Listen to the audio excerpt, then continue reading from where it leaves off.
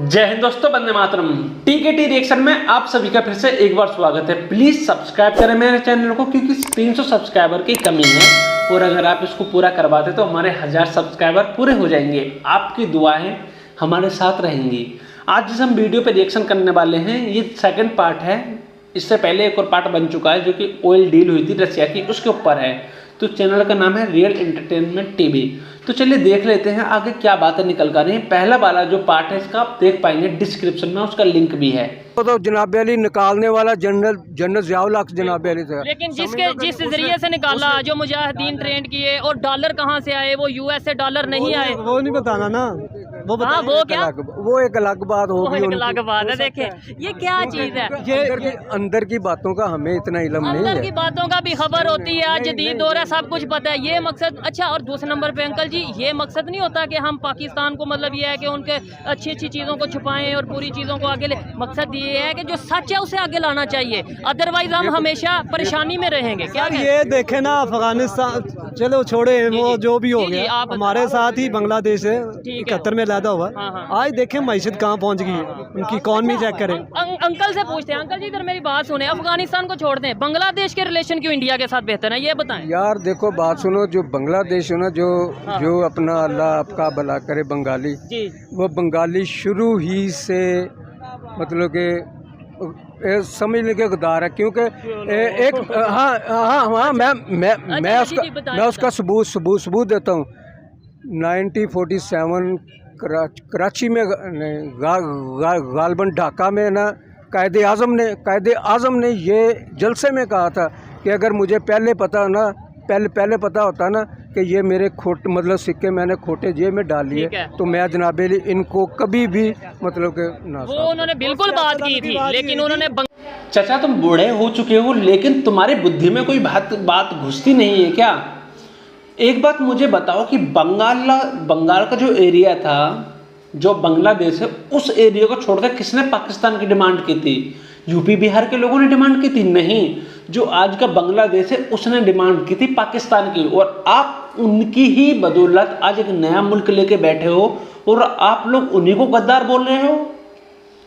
या तो आपकी मानसिकता जो है वो जहनी मानसिकता अजीब है, अजीब व गरीब है। सच बात तो यही है, क्योंकि जिन्होंने आपको एक नया मुल्क दिवाया उन्हीं के साथ आपने काला भद्दा 2 टके का नाटा इस तरह की बातें बोल के उनको परेशान करा, उनकी जो नस्ल कशी करने की कोशिश करी।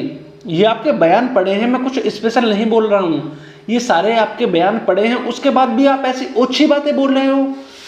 आपने कुछ नहीं करा, वो जो बांग्लादेश मुल्क है ना, उसने ही पाकिस्तान बनवाया था।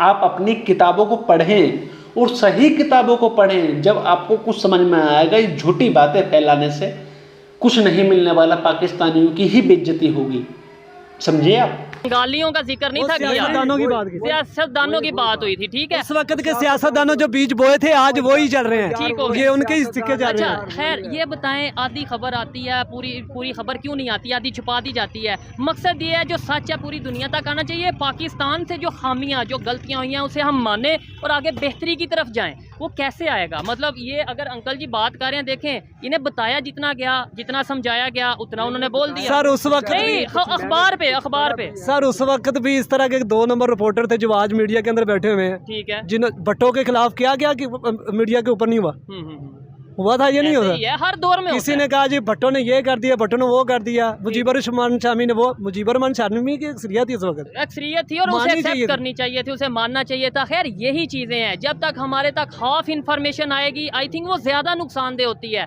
जब तक हमें हमारी गलतियों का पता नहीं चलेगा, हम उन गलतियों को बेहतर कैसे करेंगे। ये जो पब्लिक खड़ी है यहाँ पे, मैं आपको गारंटी से कह सकता हूँ कि जब इनसे पूछा जाएगा कि बताएं अब हमारे इंडिया के साथ रिलेशन क्यों नहीं बेहतर, तो वो यही कहेंगे जुल्म हुआ, ये हुआ, वो हुआ। लेकिन जब ये पूछा जाएगा अफगानिस्तान के रिलेशन क्यों बेहतर हैं, वो भी तो इस्लामिक कंट्री है। जब ये पूछा जाएगा बांग्लादेश के रिलेशन क्यों बेहतर हैं, वो भी तो इस्लामिक कंट्री है। ईरान के इंडिया के साथ रिलेशन क्यों बेहतर है? जिस मुल्क की तकसीम हो ना, अभी आप मतलब देख लें, शुमाली कोरिया देख लें, जनूबी कोरिया देख लें, मशरकी जर्मनी देख लें और मगरबी जर्मनी देख लें। वो उनकी मेरा मतलब आपस में उनकी बिल्कुल क्लैश रहते हैं। यूरोप में वर्ल्ड वार हो चुकी है तो वो तो इकट्ठे रहते हैं। कौन? यूरोप वाले इकट्ठे नहीं रह रहे, मिलके नहीं रह रहे। एक ट्रेन में पूरा यूरोप, आप कितने मैं सिर्फ जर्मनी की बात कर रहा हूँ और शुमाली कोरिया की वो तो खैर एशिया में आ गई। शुमाली कोरिया और जनूबी कोरिया की बात कर, तो ऐसे ऐसे चंद और भी लोग हैं समझे, क्योंकि जिस मुल्क की तकसीम हो ना, तकसीम हो जिस मुल्क की, वो मेरे ख्याल में कि वो इकट्ठे वो नहीं रह सकते, क्योंकि उनके दिलों में नफरत होती है। आप क्या कहेंगे इस बात से, एग्री करते हैं? अफगानिस्तान ऐसी बात नहीं है, जर्मनी ने अपने दीवार तोड़कर अपने लोगों को मिला लिया। और देखिए यहाँ पे जो डिवाइड की बात हो रही है ना, आपकी एक जहालत थी, जहनियत थी कि मुस्लिम्स हिंदू के साथ नहीं रहेंगे, ये आपकी जहालत थी। और जर्मनी का केस थोड़ा अलग था, वहाँ पे धर्म के हिसाब से एक देश को नहीं बनाया गया था, दुनिया में कहीं नहीं बनाया गया। पाकिस्तान ही एक ऐसा मुल्क है जो कि धर्म के नाम पर बना, समझे आप बात को। और उसके बाद भी आप तरक्की नहीं करते हैं क्योंकि आपकी गलती है। आप पे से बांग्लादेश बना एक नया मुल्क, उसने तरक्की इसलिए कर ली क्योंकि उसको समझ थी कि अगर हम इस्लाम ही पकड़ के चलेंगे तो हम आगे नहीं बढ़ पाएंगे, हमें तरक्की करने के लिए सारी दुनिया से हाथ मिलाना पड़ेगा। अब थोड़ी बहुत कट्टरता आ रही है बांग्लादेश के अंदर भी, लेकिन वो सुधर जाएगी अगर अभी संभाल लेंगे तो।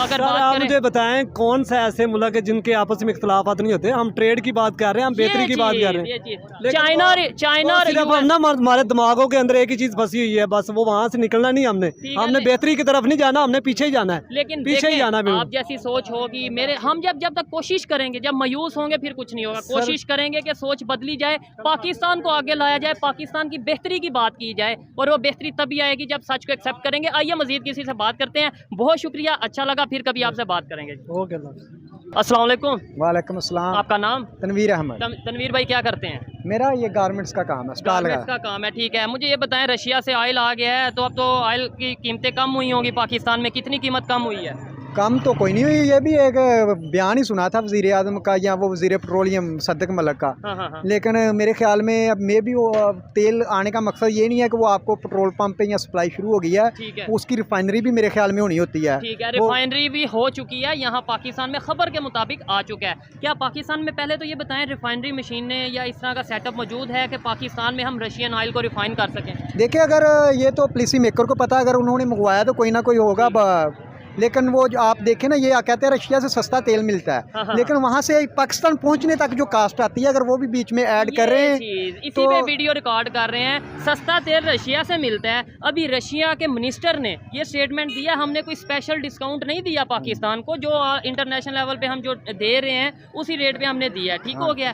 हम ईरान से क्यों नहीं ऑयल ले लेते, अगर हमें मतलब ये है कि कॉस्ट भी कम पड़ जाए? देखिए, ईरान तो हमारा हमसाया ममालिक है, आपको पता है कि वो उन पे जो अमेरिका ने एक्सटेंशन लगाई हुई है, और वो दूसरे मुल्कों को उनके साथ वो उस पर वायदे होते हैं, नहीं डील नहीं होनी देती। और हम माशी तौर पे इतने स्ट्रांग भी नहीं है कि हम जाते खुद उनसे डील कर सकें। OIC किस लिए है, इस्लामिक कंट्रीज़ का ग्रुप किस लिए है कि एक नेबर कंट्री है, मुसलमान ब्रदर कंट्री है, उसे हम डील नहीं कर सकते। और चाइना आके उससे ऑयल ले रहा है, इंडिया आके उससे ऑयल लेके जा रहा है, और हम जो सा वो नहीं ले पा रहे। वो आपको सारा पता है, सारे पब्लिक भी अब सब जानती है कि ये वो देखे चाइना, और आप इंडिया की एग्जांपल देते हैं, लेकिन ये देखें वो माशी तौर पे कितने स्ट्रांग है, वो अपने फैसले करने में खुद कफील हैं। हम देखें, अब 1 साल से IMF के चक्कर में से हमें वो 1 लाख 2 या 1 अरब 2 अरब डॉलर वो किस्त नहीं मिला, हम माशी तौर पे कमज़ोर हैं। आपने बोला कि चाइना और इंडिया की एग्जांपल देते हैं, वो इकॉनमी वाइज कितने स्ट्रांग है। मुझे ये बताएं, चाइना कब बना, मतलब एज ए कंट्री कब?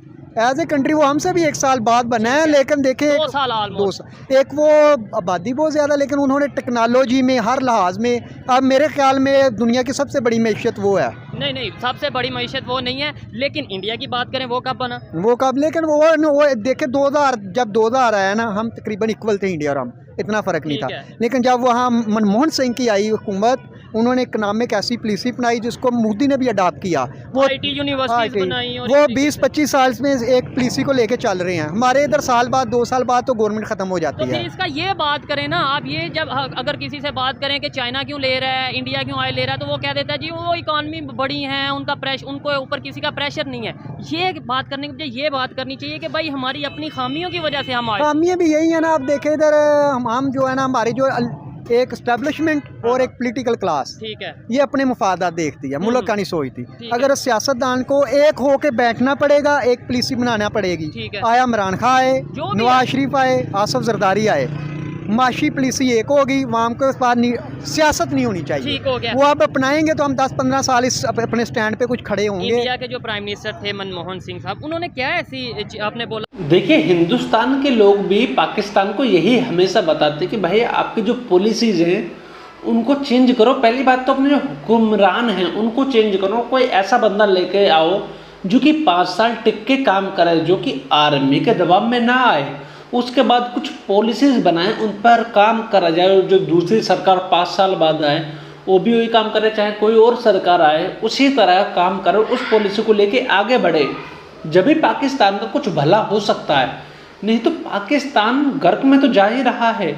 और आने वाले समय में आपको मैं गारंटी के साथ बता सकता हूँ कि अगर ऐसे ही हालात रहे पाकिस्तान के, तो कुछ हिस्सा चाइना ले जाएगा, कुछ हिस्सा अमेरिका ले जाएगा, कुछ हिस्सा रूस ले लेगा और कुछ हिस्सा बचेगा पीओजे के और गिलगिट बाल्टिस्तान को छोड़कर या सिंध के एरिया को छोड़कर। मैं तो सिंध भी जोड़ लेता हूँ भाई, देखो सच बात बताता हूँ।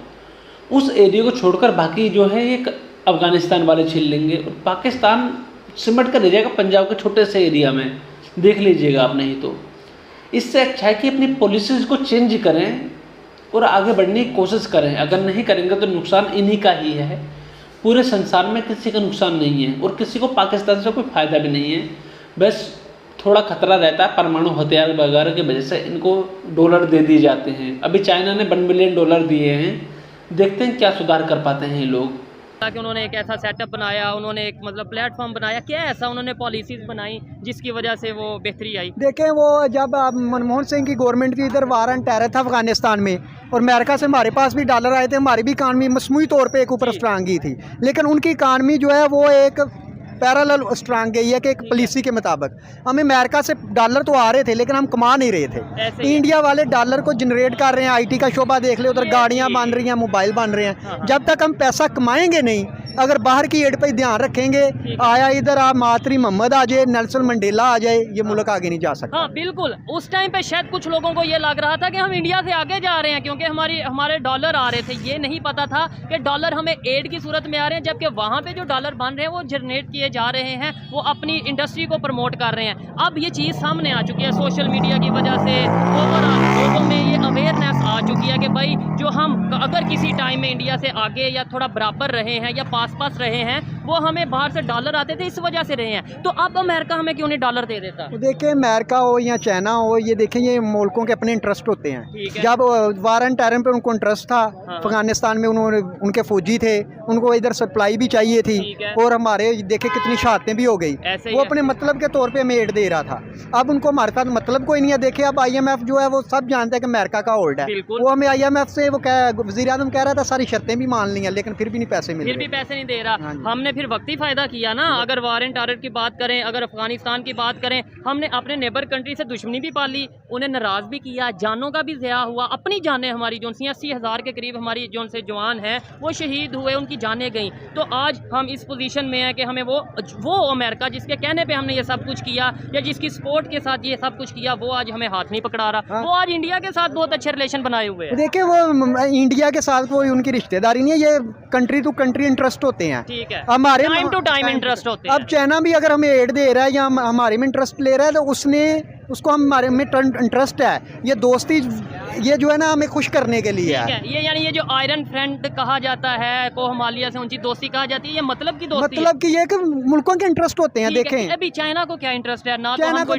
मतलब ये कोई चीज़ इस तरीके से एक्सपोर्ट कर रहे हैं इतने लेवल पे कि जी वो चाइना मजबूर है पाकिस्तान के साथ रिलेशन बेहतर करने में, सवाए खित्ते को लेके, ज़मीनी जो एक सारी पॉलिटिक्स है उसे लेके। उसमें 3 मेजर फैक्टर हैं। जी। सबसे पहले है कि सी पैक, ठीक हो गया, वो पाकिस्तान से गुजरना है और उसके लिए उसको पाकिस्तान की ज़रूरत है। दूसरा, इस वक्त हमारी सबसे ज़्यादा इम्पोर्ट एक्सपोर्ट चाइना में है। और तीसरा सबसे जो मेजर इशू है कि इंडिया जो तरक्की कर रहा है वो चाइना का भी दुश्मन है और हमारा भी दुश्मन है। और वो इंडिया पे एक प्रेशर लेवल रखने के लिए भी हमें सपोर्ट करता है। ठीक हो गया, प्रेशर रखने के लिए चाइना हमें सपोर्ट करता है। हम ऐसी पॉलिसी क्यों नहीं बना लेते कि भाई चाइना आप भी हमारे फ्रेंड हो, US हमारा फ्रेंड है, इंडिया भी हमारा फ्रेंड है। हम क्यों किसी की पहले अमेरिका के चक्कर में आए, अफगानिस्तान से रिलेशन ख़राब किए, अब चाइना के चक्कर में इंडिया इंडिया से रिलेशन लेट्स सपोज अगर आपके बकौल खराब कर रहे नहीं, हैं। इंडिया से तो पहले ही ऑलरेडी हमारे जब से मुल्क बना है वो ख़राब है, लेकिन ये लोग अपने इंटरेस्ट देख के उतनी उतनी सपोर्ट करते हैं। ठीक है। देखें अब ये जो हमारे OIC जो इस्लामी ममालिक भी हैं या चाइना भी है, हाँ, हाँ। ये हमें बस उतना कर ना हमें जीने देता है ना मरने देता है। ओहो, हमें इस चीज़ से जब हम बाहर आएंगे अपने पैरों पे खड़े होंगे, फिर हमें ना सऊदीया की ज़रूरत पड़ेगी, ना अमेरिका की, ना इंडिया की। जबरदस्त। और मेरा भी यही कहना है कि पैरों पे खड़े, और पैरों पे तभी शायद खड़े होंगे सर, आप इसे एग्री डिसएग्री कर सकते हैं, कि जब हम किसी को साइड नहीं लेंगे, किसी ग्रुप में नहीं जाएंगे, अपनी न्यूट्रल पॉलिसी रखेंगे, और जिसके साथ पाकिस्तान पब्लिक की जो बेहतरी होगी उसके साथ रिलेशन लेकिन वो न्यूट्रल पॉलिसी भी तब आ गई, वो कहते हैं ना हमारे पंजाबी में, आप पाकिस्तान का जिदे कार दाने ओदे कमले भी सियाने। ठीक है। जब तक हम माशी तौर पे स्ट्रांग नहीं होंगे, हमें किसी की जरूरत नहीं होगी, फिर हम अपनी पॉलिसी बनाएंगे। अगर हम देखें हर 6 महीने बाद कुछ कोल लेके चले जाएंगे, ठीक है। फिर हमें चाइना और सऊदीया और जो तुर्की, इन्हीं लोगों की तरफ देखना पड़ेगा। आपको नहीं लगता कि हमें ईरान से रिलेशन बेहतर करने चाहिए? एक तो इस्लाम देखें, वैसे तो सब कंट्रीज़ के साथ रिलेशन बेहतर करने चाहिए, मैं हर वीडियो में ऑलमोस्ट यही कहता हूँ, ठीक है। लेकिन हमें पाकिस्तानियों को समझाने के लिए कि भाई इस्लामिक कंट्री तो इस्लामिक कंट्री है, उससे आए ले लो। रशिया से क्यों? वो तो नॉन मुस्लिम है। देखिए आप अगर वो आपने इसमें अमेरिका का बड़ा, जब तक हम अमेरिका के जंगल से नहीं निकलेंगे नहीं, वो आपको बात समझ आ रही है, मैं ये कहना चाह रहा हूँ, ये पब्लिक को बात क्यों नहीं समझ आती कि ईरान इस्लामिक कंट्री भी है, मुस्लिम ब्रादर भी है, उससे हम ऑयल नहीं ले रहे, रशिया से ऑयल ले रहे। देखिए, एक तो रसिया वाला प्रेशर तो है ही है, लेकिन साथ में शिया सुन्नी वाला विवाद भी तो है। आप सभी को कुछ समय पहले की बात याद होगी, जब पाकिस्तान में टमाटर की किल्लत थी तो ईरान ने टमाटर भेजे थे, तो यहाँ के लोगों ने, पाकिस्तान के लोगों ने टमाटर फेंक दिए थे ज़मीनों पे।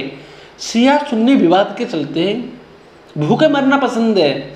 देखिए, ईरान से चोरी कर करके तेल टैंकरों में लेकर आते हैं, और उसका पाकिस्तान को टैक्स भी नहीं मिलता, आता है तेल। इस बात में कोई झूठी बात नहीं बोल रहा मैं, आप रिपोर्ट भी देख पाएंगे, वीडियो भी देख पाएंगे। तेल आता है ईरान से, और काफ़ी ज़्यादा हद तक आता है, लेकिन वो चोरी करके लेकर आते हैं पाकिस्तान के लोग, और चोरी ही करके बोतलों भर के बेच देते हैं। इससे पाकिस्तान को कोई टैक्स नहीं मिलता। सारी बातें ये हैं। वो उस पर एक्सटेंशन भी है, और दूसरा मेरे हिसाब से सऊदी अरब का प्रेशर भी शायद में भी हो, क्योंकि उन दोनों मुल्कों के आपस में, लेकिन अब तो उनके भी आपस में मुआहदे हो गए हैं। लेकिन शिया सुन्नी को लेके सऊदी और ईरान की तो चाइना ने दोस्ती करवा दी, आपको खबर है? हाँ, नहीं, वो उसी वजह से मैं देख रहा हूँ, वो हमें भी चाहिए स्टेप लेना, लेकिन वो हम कैसे लें? चाइना ने दोस्ती अगर करवाई है तो हमें ऑयल क्यों नहीं लेके दे रहा? ऑयल में वो देखे इंटरनेशनल आ जाता है ना, उस पर एक्सटेंशन है। हाँ। जब तक वो एक्सटेंशन नहीं हटेंगे, अगर हमने Sanctions। हाँ, अगर हम देखें अब ईरान के साथ अगर मुआहदा करते हैं, अमेरिका पे एक्सटेंशन लगा देगा, तो हम 27-28 अरब की जो एक्सपोर्ट सबसे ज़्यादा हमारी अमेरिका के साथ, अच्छा, सबसे ज़्यादा पाकिस्तान में जो सामान जाता है वो अमेरिका से जाता है। ठीक हो गया। अगर वो उस पर पाबंदी लगा देंगे तो हम हमारा हालात मजीद जो है ना, हम ऑयल लेके भी क्या करेंगे? लेके भी क्या करें। इसलिए सारे मामला को देखना पड़ता है, ठीक हो गया। और सबसे मेजर इशू यह है कि हमें अपने पैरों पर खड़ा होना चाहिए। और हम ये वीडियोस का, ये प्रोग्राम का, पब्लिक में आने का मकसद ये है कि अवेयरनेस लाइए। आइए मजीद किसी से बात करते हैं। बहुत शुक्रिया जी। वेलकम। अस्सलाम वालेकुम। वालेकुम सलाम। आपका नाम? मेरा नाम राजा गुफार हुसैन। राजा गुफार हुसैन। ये बताएं करते क्या हैं आप? मैं एज अ प्रोफेशनल एडवोकेट हूँ, ठीक हाई है। कोर्ट में, लाहौर हाई कोर्ट में प्रैक्टिस करता हूँ। ठीक हो गया। हाँ जी। जिस टॉपिक पे वीडियो रिकॉर्ड कर रहे हैं वो ये है, रशिया से ऑयल आया पाकिस्तान में, बड़ी धूम थी कि रशिया से ऑयल लेने जा रहे हैं, रशिया से रिलेशन बेहतर करने जा रहे हैं।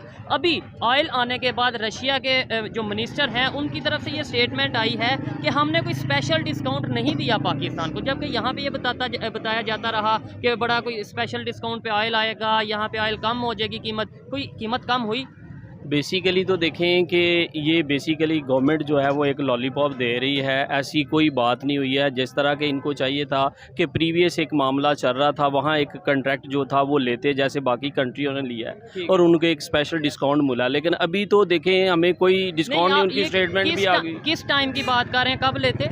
जब बेसिकली पहले इनका कॉन्ट्रैक्ट सैंक्शन लगी थी तब ये लेते तो बेसिकली बेनिफिट भी होता। और आज इसको जैसे इंडिया रिफाइन करके यूरोप को दे रहा है, ठीक है, डिफरेंट कंट्रीज़ को, हम भी उसको यूटिलाइज़ करते और उसका काफ़ी बेनिफिट भी होता, लो रेट भी होता। लेकिन हमें कोई स्पेशल डिस्काउंट नहीं दिया गया, जैसे कि उनकी जो है रशिया के उनकी स्टेटमेंट आ रही है। मिनिस्टर ने ये बोला खबर के मुताबिक बेसिकली कि आपने ये बोला है कि जैसे इंडिया रिफाइन करके आगे यूरोप को दे रहा है। मुझे बताएं, आपने बोला ऐसा होना चाहिए था पाकिस्तान में में भी। Pakistan let's suppose discount rate पे ले भी लेता, जब सैंक्शंस थी तब ले भी लेता, तो क्या हमारे पास यहाँ पे ऐसी रिफाइनरीज हैं जो रशियन ऑयल को रिफाइन करके आगे एक्सपोर्ट करती? बेसिकली हैं, क्यों नहीं है, ठीक है। अगर हम वो लेते तो उसको यूटिलाइज करते, रिफाइन करते और देते, वो उसी का बेनिफिट हमें होना था, ठीक है। तो लेकिन उस टाइम पे क्यों नहीं लिया गया? बस यही गवर्नमेंट की जो है ये नालायकी है कि ये उसको लेना चाहिए था लेकिन नहीं लिया। आज उसी जो है कॉस्टली पे हम ले रहे हैं और बेनिफिट क्या हो रहा है, कुछ भी नहीं हो रहा, ठीक है।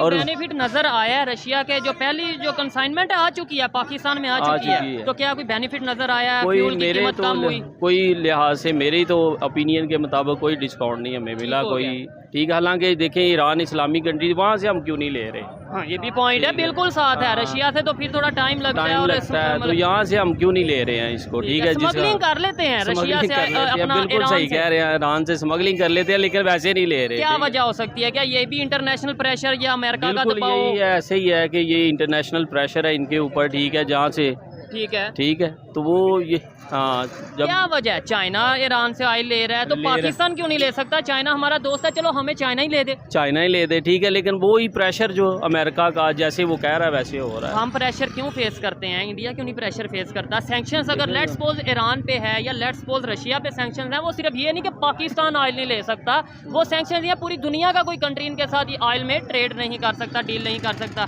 तो इंडिया क्यों नहीं प्रेशर लेता? थोड़ा इधर देखिए, इंडिया बेसिकली तो वो सोच समझ के इंडिपेंडेंट है, वो उसका ना तो उसको खौफ है ना डर है, लेकिन हमारे ऊपर तो टोटली जो प्रेशर है वो किसका है, हम यूटिलाइज किसके हाथों में हो रहे हैं? तो हमें किसका डर है, किसका प्रेशर है? लेकिन देखें सारा मामला इंटरनेशनल फोर्स के एंड जो है हम तहत जो वहाँ से ऑर्डर आते हैं उसी के तहत मामला चल रहा है। जज्बा भी हमारे में, ताकत भी हमारे में, एटॉमिक पावर भी हम में, फिर भी हम प्रेशर ले जाते हैं, प्रेशर ले रहे हैं, यही बातें हैं। लेकिन जो है इंतहाई अफसोस होता है इसके ऊपर, ठीक हो गया। आपको ये आइडिया है, आप पढ़े लिखे हैं, ये आइडिया है कि हमें कितने रुपए पर बैरल रशियन ऑयल मिला है पर मतलब डॉलर? तकरीबन मेरे ख्याल 64-65 मिल रहा है। हालांकि वो इंडिया देखे वो 52 का ऑलमोस्ट मेरा ख्याल परचेज कर रहा है, तो लेकिन हमें इसका क्या फ़ायदा हो रहा है? ठीक हो गया। और अभी हमें जो 64-65 मिला उसके बाद हमने वो रिफाइन करवाना, उस पर भी कॉस्ट आनी है और सारा मामला होने हैं, वो तो पता नहीं कहाँ पे 80 पे जा पहुँचेगा शायद। तो इंटरनेशनल रेट वैसे ही हो रहा चल रहा है, ठीक हो गया। तो हमें क्या बेनिफिट हो रहा है? अब वो टाइम आएगा जब हम अपनी पॉलिसीज अपनी मर्जी से बनाएंगे और ये कंसेप्ट अपने माइंड से निकाल देंगे कि भाई हमारे पे इंटरनेशनल प्रेशर है, हम ईरान से ऑयल नहीं ले सकते, चाइना चाहे ले ले, हम रशिया से अपनी मर्जी के मुताबिक हम ले सकते हैं। अगर कैसे देखें यही तो बात है कि अगर आप इंडिपेंडेंटली हैं, आपके अंदर ये सारी पोटेंशियल है, तो आप डेफिनेटली उनसे कांटेक्ट करें, उनसे ले क्यों नहीं ले सकते हैं? कौन सा प्रेशर है आपके ऊपर? गवर्नमेंट को चाहिए कि उनके साथ कांटेक्ट करे और ले उसको, ठीक हो गया। खैर वो प्रेशर शायद कर्जों का है, वो प्रेशर डॉलर का है। बहुत शुक्रिया भाई, थैंक यू। तो वीडियो खत्म हो गई और आप सबने पाकिस्तानियों की राय जान ली है। आज की जो वीडियो में लोगों ने बात करी, ज़्यादातर ठीक ही बात करी है, इसमें कुछ मुझे खास बताने के लिए रह नहीं गया है। जो पाकिस्तान की पॉलिसी है वही सारी गलत हैं। पाकिस्तान के जो मैंने एक रिपोर्ट पढ़ी थी उसमें बताया गया कि हिंदुस्तान के पास ऑयल आया पाकिस्तान ने, जो रशिया से आया था, उसको उसने रिफाइन करा, फिर यूएई गया और वहाँ से फिर पाकिस्तान के पास आया। ये सारी रिपोर्ट भी निकल कर आ रही है। शायद सोहेब भाई वीडियो बनाएंगे तो मैं उस वीडियो को भी लेकर आऊँगा और दिखाऊँगा। प्लीज़ 300 सब्सक्राइबर पूरे करवाइए आप मेरे, मुझे काफ़ी ज़्यादा ज़रूरत है। लाइक कमेंट शेयर करना ना भूलें। जय हिंद दोस्तों, वंदे मातरम।